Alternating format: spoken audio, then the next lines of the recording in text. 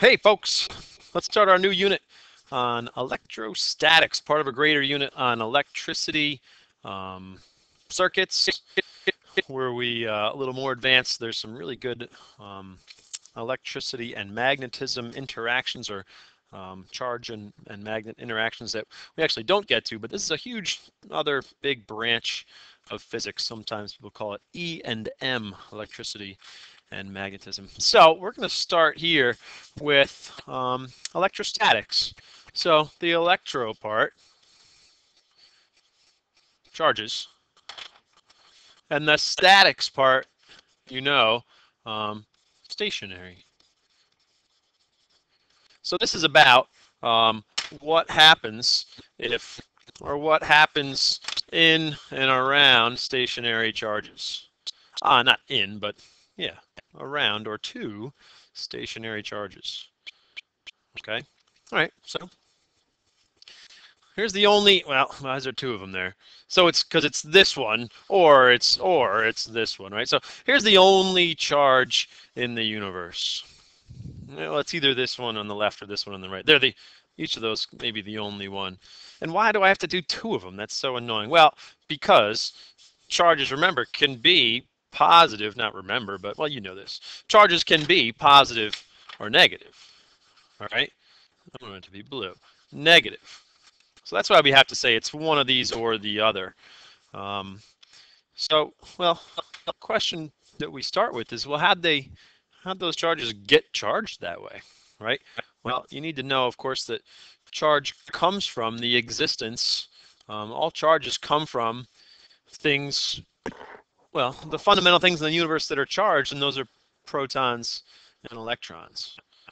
All right. So how'd this object get to be charged positively? Well,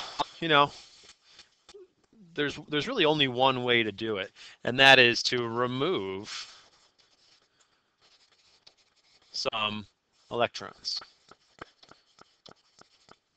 Because it might have started, say, with 1 billion protons and 1 billion electrons, which gives it a net charge of 0. What we're interested in typically is in net charge. So if it had an equal number of protons and electrons, well, its net charge is 0. How do you make something positively charged? Well, you do it by removing some electrons. Why not do it by adding some protons? Well, in your chemistry days, you remember that protons are things that are part of nuclei. Nuclei are things that are really tiny and really, relatively massive, and they're bound together very tightly. Breaking nuclei apart is what makes nuclear power happen, and it's actually also about what makes the first atomic weapons happen. And then putting protons together, fusing them, is what makes modern nuclear weapons happen. That's bad stuff. So we don't move protons around ever. The only thing that ever moves around is electrons. And so how do you make something negatively charged? Add some electrons. All right, so remember this. Protons don't move around. Electrons do. Easy to move electrons around. Okay, so how do you make something positively charged? Take some electrons off of it. How do you make something negatively charged? Put some electrons on it. Got it? Okay. All right, so with that in mind, what charge can an object have, or can't? Well, the smallest amount of possible, again, we could add the word net charge that an object can have, would be if we removed or added 1 electron. So 1 electron charge. Sometimes we call that, we call it 1 elementary charge. Or we can call it 1, we write it like that, it's an E, 1 elementary charge. And that's the charge of 1 electron, which also happens to be the charge of a proton. They're the same charge, just one's positive and one's negative. So we can say that an electron, the charge is negative 1e. A proton, the charge is positive 1e. Okay?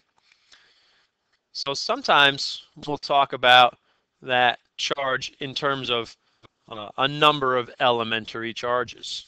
But sometimes we'll talk about it in the metric unit of charge, which is what's called the Coulomb, named for Charles Coulomb. And that amount of charge, by definition, is 1.6 times 10 to the negative 19th coulombs, of course. Well, that you need to know. That's a little conversion factor. So that is the charge of an electron, if you make it negative. It's the charge of a proton, if you make it positive. Okay? So the smallest charge something can have is if it had, you know, a billion protons and a billion electrons, and you added one more electron. Well, its charge would be negative 1 electron charge, or negative 1.6 times 10 to the negative 19th coulombs. The next smallest charge something could have is, well, 2 electron charge, or 2 elementary charges. Well, that's 3.2 times 10 to the negative 19th coulombs. The next smallest will be 3 elementary. The next smallest is 4 elementary. And so on and so on. Duh, but what I'm sort of getting at here is, well, if all you have are 5-pound bricks, the total weight of a group of bricks could never be, say, 47 pounds. Because, well, bricks are kind of our, in this example, our fundamental unit of, well, weight, I guess. And so, since we're saying we're not going to break up any bricks, any total weight has to be a multiple of the smallest unit of weight. All right, so there's no such thing as something having like 16.2 electron charges, 16.2 elementary charges. No, this, no good. You can't have less than an integer number of elementary charges. That's why it's called the elementary charge. It's the smallest one. Okay, here are a couple of examples that deal with that. So yeah, this kind of goes over here. A conducting sphere has this many electrons, or that many elementary charges removed from it. Find the conductor's charge in coulombs. This is a conversion problem. 2.8 times 7 elementary charges. Well, each elementary charge has a charge of 1.6 times 10 to the negative 19th coulombs. So, were I a calculator, I would be located thusly.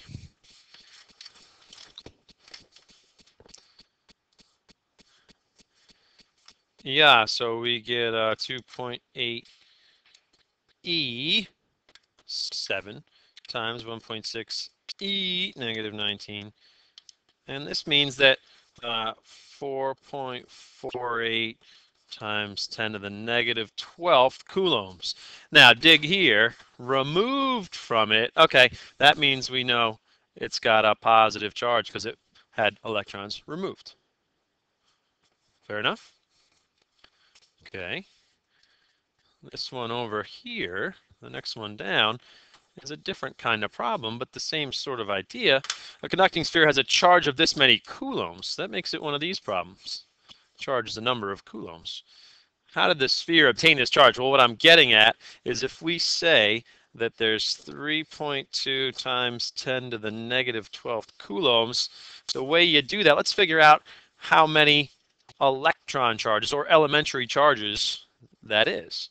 So we want to get rid of the C's, 1.6 times 10 to the negative 19th coulombs in one elementary charge. Coulombs divided with coulombs. Just like here, I didn't say it. Electrons, or elementary charge, divides with elementary charge. Oh, and I happen to pick a nice factor here. So 3.2 divided by 1.6 is 2. Right, 2.0, and then 10 to the negative 12th divided by 10 to the negative 19th, I'm pretty sure is 10 to the 7th. I'm sure of it, actually. So this means that, let's see, positive, this had that many electrons removed.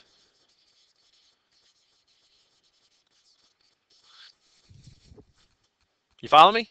So can you convert from elementary charge to coulombs? I hope so. Here's what'll screw you up. You see a problem, you go, I'll divide. I'll just multiply. That will not go well for you, most likely. What will go well for you is showing the work and showing why the unit you want to get rid of divides away with a unit there. Okay? I recommend it. Good? Good. Okay, now, the only charge in the universe. What does it do? Well, it's a lot like asking a question we asked a few months ago where we said the only mass in the universe. And what does that mass do? Because mass and charge have a lot of similarities, or a lot of analogies can be drawn between them. Yeah, those similarities come from the fact that both masses and charges create fields in the space around them. All right. Like we said, the thing with mass is there's only one kind of mass. But I think I just said there's only one kind of mass, but like we said, there's two kinds of charge. But like I said, masses create gravitational fields in the space around them, and charges create electric fields in the space around them, right? Now, if this is a positive charge, the field happens to look, we can draw it like this with vectors that are called electric field lines that point away from that positive charge. A negative charge creates a field that looks like this. It's the same as the positive charges, except for the fact that the direction of it is different, which hopefully, if you can buy the fact that you can draw an electric field for a positive charge like that, hopefully you can buy the fact that you can draw the field for a negative charge like that. Now, the magnitude of this, what we call field strength.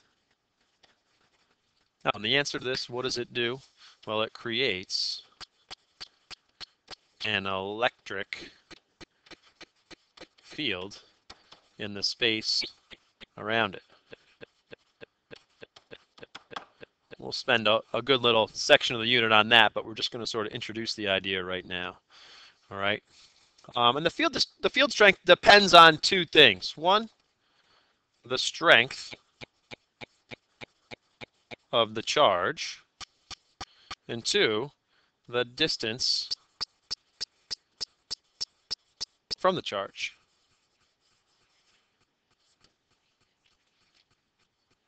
All right, again, not the most important thing for now, but when we get to this idea that, well, what if we allow for the fact that there's two charges in the universe? Now, there can be a bunch of different combinations, but let's take this one. Let's say that you have two positive charges. All right, let me make them different colors. Let's say you got two positive charges like this. What do they do to each other? Well, they exert a force on each other. All right. So these two charges, well, will repel each other. And what we can say is, the reason we color code is we can say that red charge pushes with an electrostatic force like that on green one, and green one pushes with the same exact size force, an equal and opposite force on the red one, like. And similar to that, if we have two, let's see, let's make this, why don't we do this, negative, positive. We have two opposite charges. We'll say that red charge pulls blue one towards it with an electrostatic force. Blue one pulls red one towards it with the same exact equal and opposite electrostatic force. Okay? So, notice I left objects. That's from an old slide, right? This has to say the word charges. I'll just change that on the computer.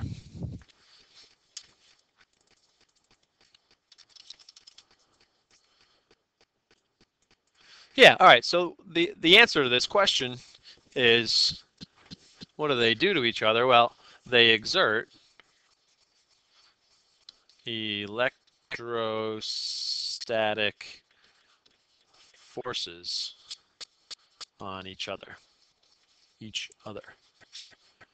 All right, and the magnitude of those forces depends on a couple of things.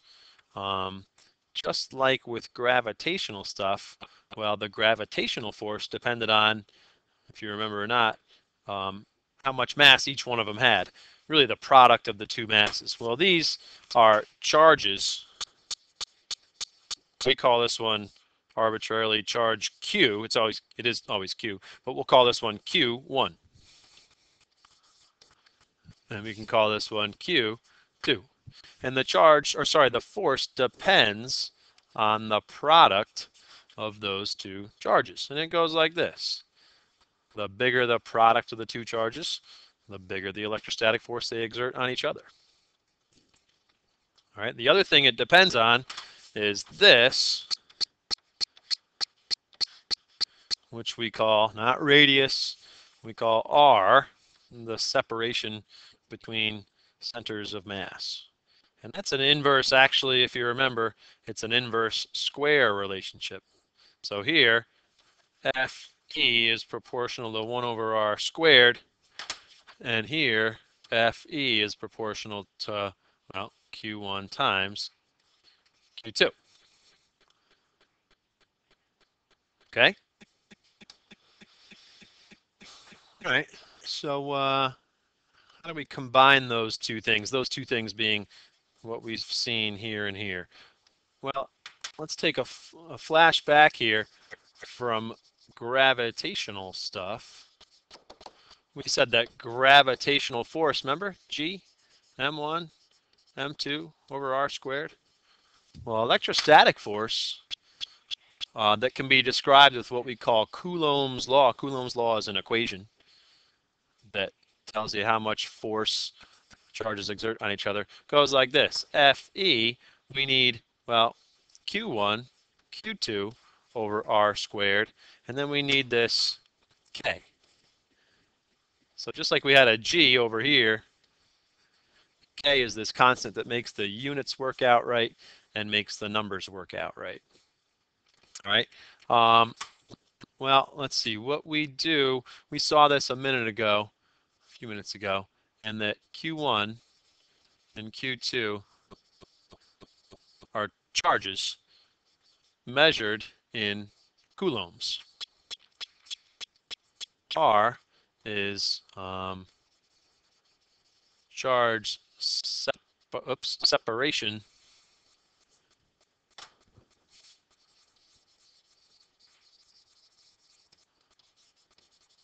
measured in meters.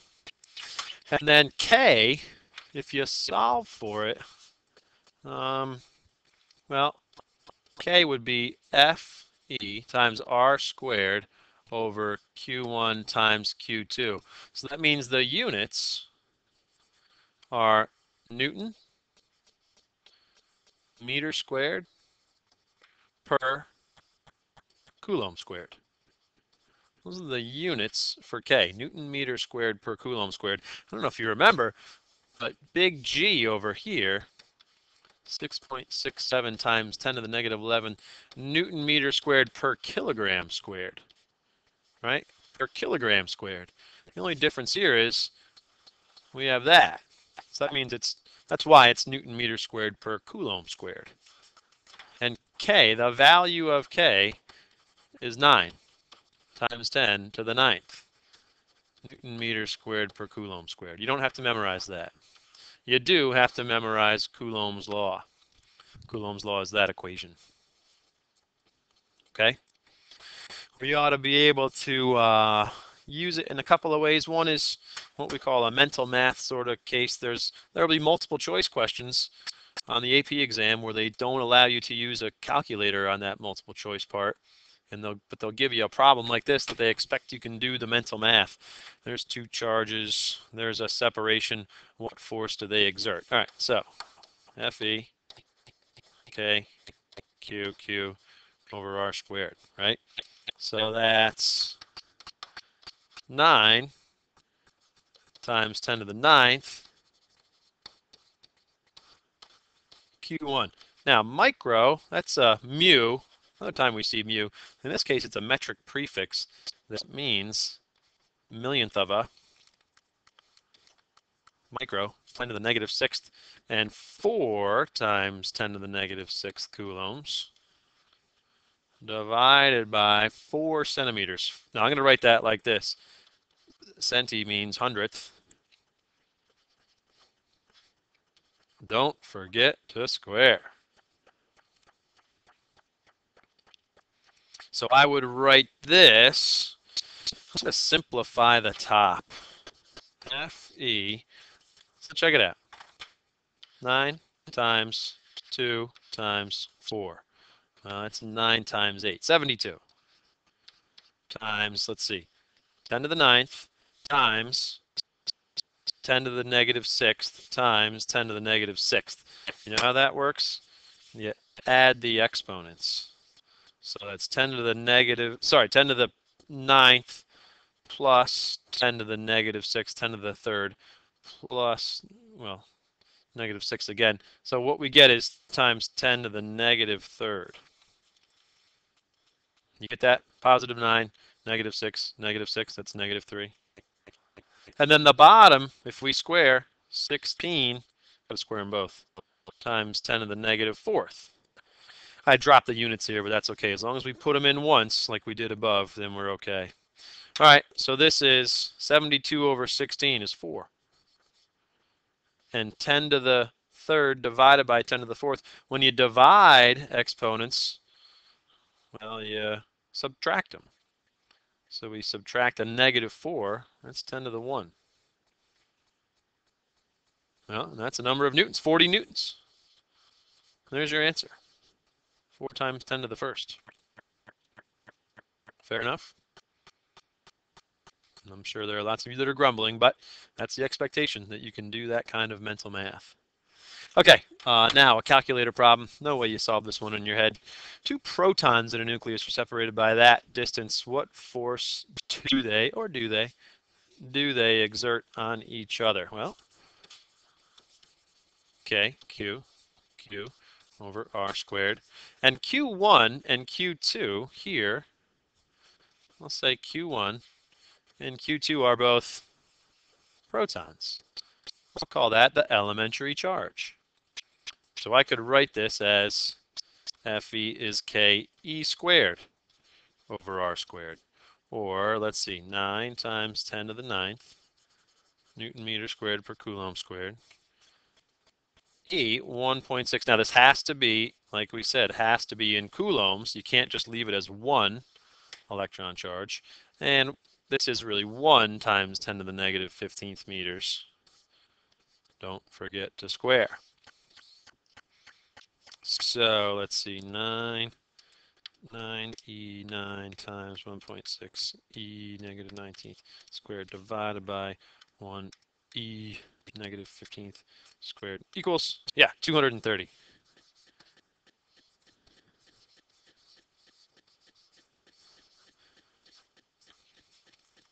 Pretty big force, 230 newtons, that repels every 2 protons-ish in a nucleus.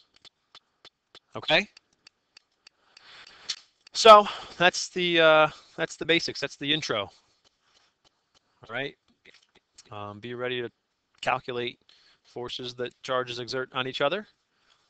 Be ready to talk about or identify the direction of forces that are exerted on charges by other charges. And be ready to talk about, not so much this stuff, be ready to talk about or solve problems where, given a number of elementary charges, you figure out how many coulombs of charge that is, and vice versa. Yep, sure. Oh yeah, and be ready to talk about how you get things to get the charge that they have. It's not by adding positives or removing positives. It's always about moving electrons. Okay? Okay, folks, adios.